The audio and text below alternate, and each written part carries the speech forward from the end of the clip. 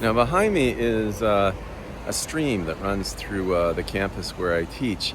And of course, when you have these water sources, you have the potential of frog populations. And there are many sort of little tiny wet areas apart from this stream, and then the stream itself, and then a secondary smaller stream on the other side of this road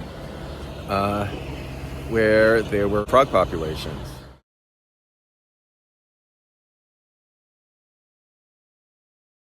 To our Gisuksa, our residence building, and surrounding the residence building, because our campus is located right next to a big nature reserve, are a variety of different frog populations.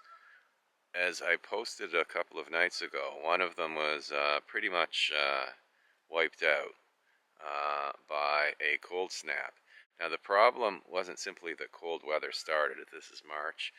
And Korea does have very cold winters and coolish, very temperate springs. The problem was there was a heat wave almost. Heat wave isn't quite the right word, but there was a very, very eerie sort of warm spell in late February and early March, and that encouraged the eggs of the frogs to hatch. They came out too early. There were incredible and very beautiful, really, choruses of frogs chirruping in the beginning of March, and then suddenly that nice, balmy, warm weather, from the frogs' point of view, ended with a lethal cold snap. Now, I'm a little bit farther along from the Gisuksa, from that original frog population A, and I'm close to frog population B. There are a few frogs who have survived. I can hear the chirruping in the background, but again, it's a very few frog sounds. Whereas a week ago, a little over a week ago, it was Geguri Orchestra. It was just a real orchestra of frogs. So that shows you how lethal these up and down sudden shifts in temperature are. And this up and down rhythm seems to be something that is worsening with climate change.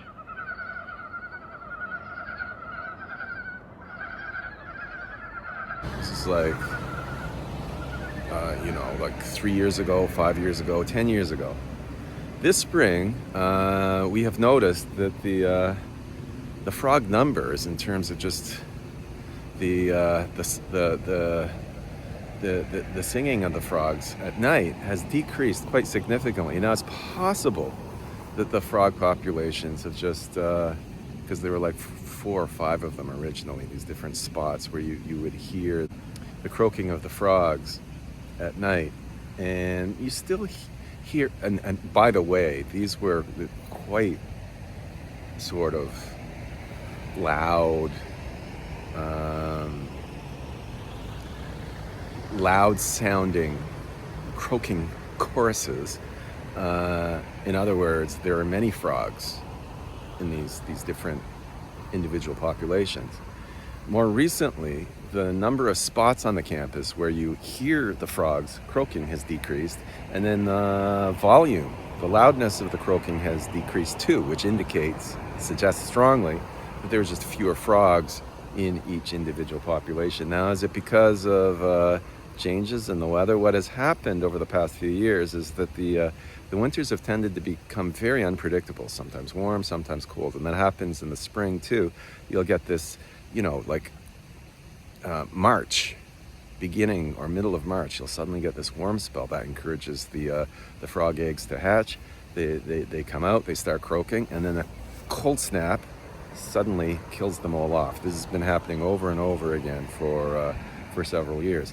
This spring, interestingly, because the winter and spring were relatively consistent in their coldness,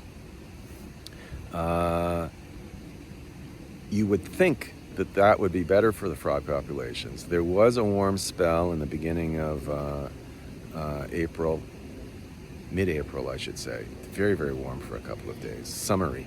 And then in March, there were some warm spells but it wasn't anything quite the up and down roller coaster that we've had in previous years. Nevertheless, the frog populations either have moved on or were wiped out completely because of previous die-offs, or they did hatch and then they were killed off by a cold spell